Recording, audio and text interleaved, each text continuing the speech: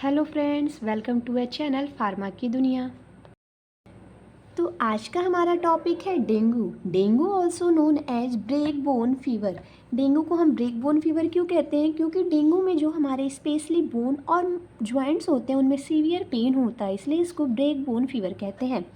Introduction में देखते हैं, डेंगू क्या है? एक most rapidly spreading mosquito borne viral disease है। मतलब ये एक वायरल डिजीज़ है जो कि मॉस्किटो की वजह से रैपिडली स्प्रेड होता है, फैलता है। Dengue fever is an infectious disease caused by the dengue virus. Dengue जो फीवर है वह एक वायरल इन्फेक्शियस डिजीज़ है जो कि डेंगू वायरस की वजह से कॉज होता है। मोड ऑफ ट्रांसमिशन, इसकी क्या ट्रांसमिशन है, कैसे ये फैलता है? तो dengue is transmitted by several species of mosquito. बहुत सारे स्पीसीज हैं मॉस्किटो के with in the genus Aedes. जिसके जीनस एडीज हो उसमें वेरियस स्पीसीज हैं जिनकी वजह से ये ट्रांसमिट होता है। प्रिंसिपली जो है वो है एडीज एजिप्टी। ये हमारे स्पेशली मॉस्किटो के स्पीसीज हैं जिनकी वजह से डेंगू हमारा सेपरेट होता है बहुत ही तेज़ी से। एक और मोड ऑफ ट्रांसमिशन का फिगर देखिए।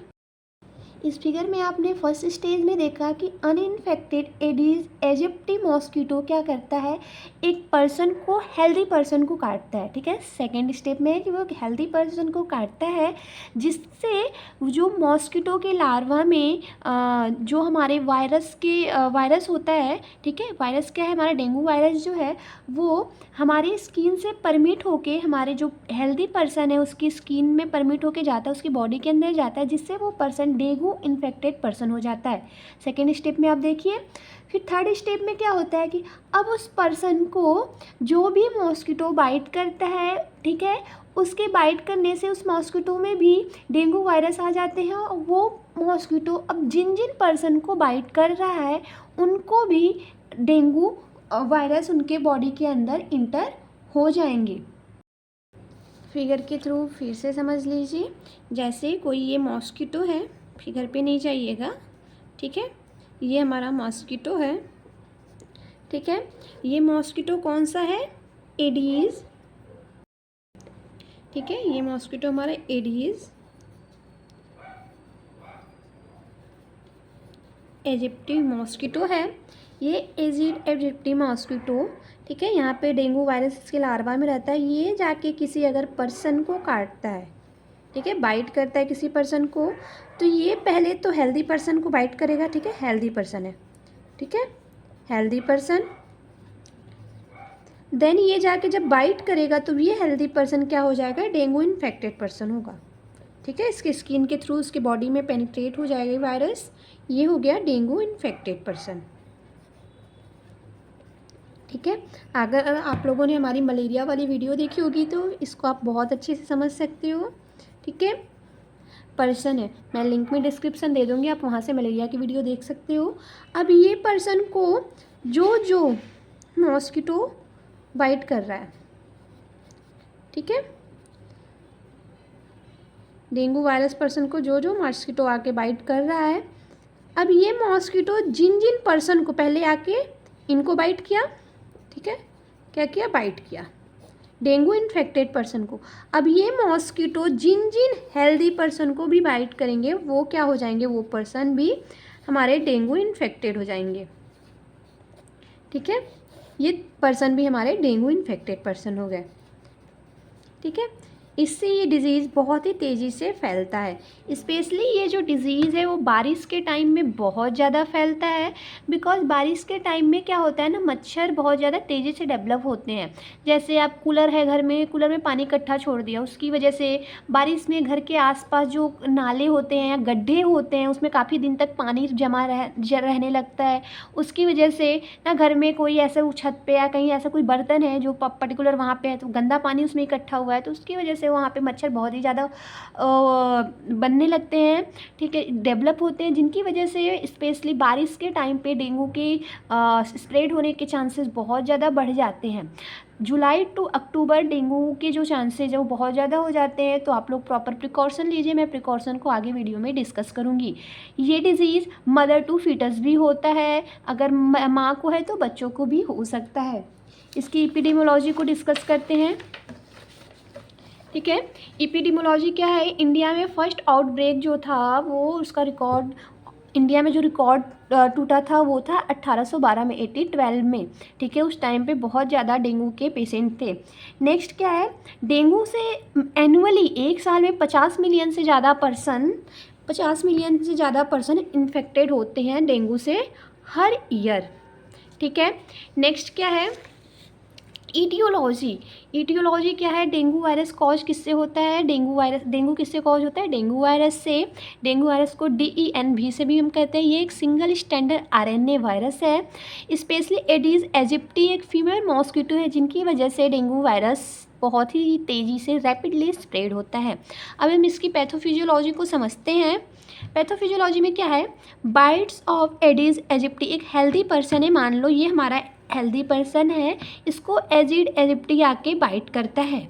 अगर इसको बाइट करेगा तो the virus penetrate to the skin. Virus जो है, जो हमारा डेंगू वायरस है, इसको बाइट करेगा तो उसकी लार्वा, तो उसकी डंक जब करेगा, ऐसे डंक करेगा तो उसके जो लार्वा है इसकी स्किन में अंदर स्किन में ऐसे पेनिट्रेट होगी। ठीक है, स्किन के अंदर जाएगी तो the virus infected and replicate inside the Langerhans cell. अब ये जो वायरस है वो हमारे लैंगरहेंस सेल को इन्फेक्ट करेगी, वहाँ पे जाके उसको अटैक करेगी। ठीक है, इम्यूनिटी ऑफ द स्किन, जो कि स्किन की इम्यूनिटी होती है, जो कि स्किन में कोई डिजीज़ चीज़ें ना हो इसके लिए वो फाइट करती है। तो लैंगरहेंस सेल क्या करता है, इंटरफेरॉन को रिलीज़ करता है जो किसी वायरस के अगेंस्ट फाइट कर सके। तो हमारा जो डेंगू वायरस है जाके लैंगरहेंस सेल पे ही जाके बाइंड कर लेता है, जिसकी वजह से वो इंटरफेरॉन को रिलीज़ नहीं कर पाता है और वायरस से जो लड़ने की क्षमता होती है वो कम हो जाती है। नेक्स्ट क्या है, infected Langerhans cell go to the lymphatic system to make the immune system alert.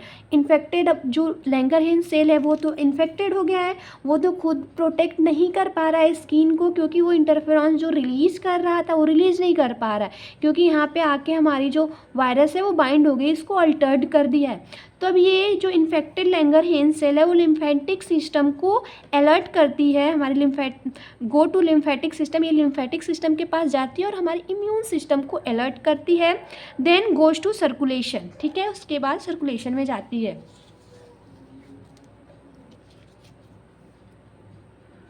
Then क्या होता है, रिजल्ट इन वीरेमिया। वीरेमिया कंडीशन होती है उसकी वजह से, जिसकी वजह से जो वायरस का लेवल होता है हमारे ब्लड स्ट्रीम में बहुत ज़्यादा हो जाता है और हमारी एक्टिवेशन ऑफ इम्यून रिस्पॉन्स, हमारी इम्यून के रिस्पॉन्स जो है लिम्फोसाइट्स वो एक्टिव हो जाते हैं और हमारे न्यूट्रोफिल्स और WBC जो हैं उनका लेवल डिक्रीज़ हो जाता है।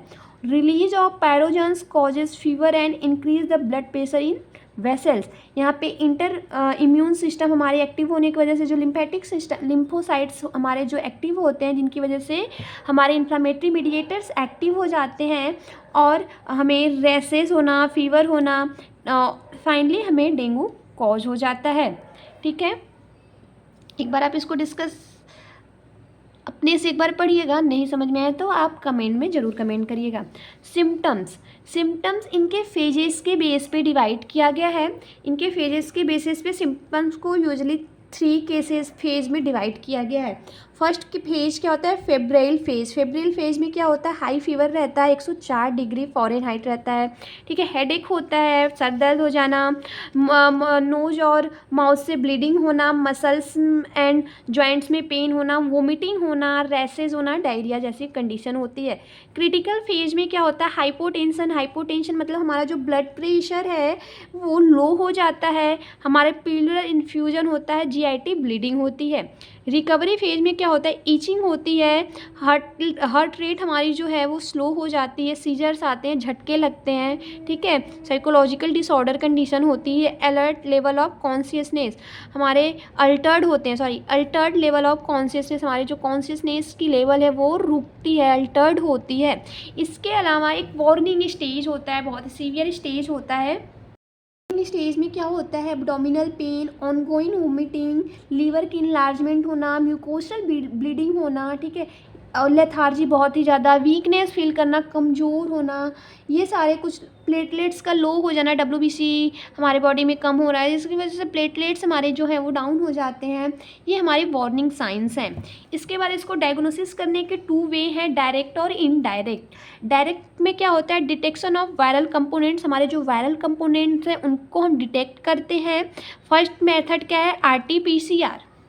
आरटीपीसीआर को हम reverse transcription polymerase chain reaction बोलते हैं। ये डेंगू वायरस को डिटेक्ट करने की सबसे आधुनिक सबसे फेमस जो है वो डायग्नोसिस करने का वे है। इसमें क्या होता है, जो डेंगू वायरस है उनके वायरस की जो आरएनए है उनकी परीक्षण करके हम डेंगू बीमारी का पता कर सकते हैं। ये स्टार्टिंग फेज में किया जाता है।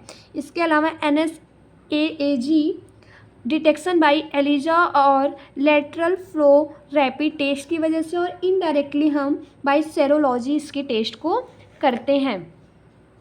ट्रीटमेंट में फर्स्ट क्या है, non pharmacological treatment. Non pharmacological treatment में आप जानते हो कि डेंगू में हमारे स्पेशली डब्ल्यूबीसी हमारे जो डाउन हो जाते हैं, प्लेटलेट्स बहुत कम हो जाता है, सबसे सीवियर कंडीशन होती है प्लेटलेट्स कम होना। तो प्लेटलेट्स कम होता है जिसकी वजह से आपको बताया जाता है होममेड रेमेडी कि आप पपाया लीव्स के एक्सट्रैक्ट को पियो, ठीक है, drink juice extracted from papaya leaves. उसके अलावा आप बहुत ज़्यादा वाटर को इनटेक करो, ग्रीनी वेजिटेबल्स खाओ, फ्रेश फ्रूट खाओ, प्रोटीन रिच फूड खाओ, प्रॉपर आराम करो, और बहुत सारे ऐसे फल्स हैं जो मार्केट में, नारियल पानी पीजिए, ठीक है। अगल बगल जो पानी इकट्ठा हो रहा है उसको इकट्ठा ना होने दीजिए। फुल स्लीव्स के कपड़े पहने, पूरे हाथ ढके हुए, पैर ढके हुए कपड़े पहने। बारिश के टाइम पे मच्छरदानी नेट का यूज करें जिससे आप तक मच्छर पहुँचे ही ना, आपको काटे ही ना, ठीक है। उसके अलावा फार्माकोलॉजी ट्रीटमेंट में आप पैरासीटामोल ले सकते हैं। स्पेशली नोट है, non steroidal anti inflammatory drug like ibuprofen और एस्प्रिन को अवॉइड करें क्योंकि ये हमारी ब्लीडिंग बहुत ज़्यादा कॉज कराता है, इंक्रीज़ करता है रिस्क ऑफ ब्लीडिंग को, इसीलिए आइब्रोफेन और एस्प्रिन को हम अवॉइड करते हैं। कुछ डूज और डोंट हैं उनको भी हम डिस्कस कर लेते हैं। फिगर में आप इसको देख ही रहे हैं, जैसे मैंने ऑलरेडी बताया कि कूलर और जो भी स्मॉल कंटेनर है वहाँ पे पानी 1 वीक से ज़्यादा इकट्ठा ना होने दें। एरोसोल्स का यूज़ करें ड्यूरिंग डे टाइम, स्पेशली जो डेंगू है वो डे के टाइम में बहुत ज़्यादा डेंगू मॉस्किटो काटते हैं, जो बाइट करते हैं दिन के टाइम में करते हैं, तो प्रिवेंट करें बाइट द मॉस्किटोज़। फिर डोंट क्या ना करें, ऐसे क्लोथ ना पहने जिसमें आपके आर्म्स और लेग्स जो है वो एक्सपोज हो रहे हो, फुल स्लीव्स पहने, ऑलरेडी मैंने डिस्कस किया हुआ है। और उसके बाद मॉस्किटो रिपेलेंट मतलब मच्छरदानी का यूज करें।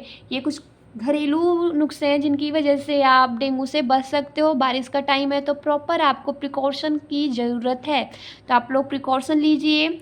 अगर आपके प्लेटलेट्स कम हो रहे हैं तो घरेलू बहुत सारे उपाय आप उनको फॉलो कीजिए। आपको कोई भी डाउट हो तो हमारे कमेंट सेक्शन में कमेंट करें।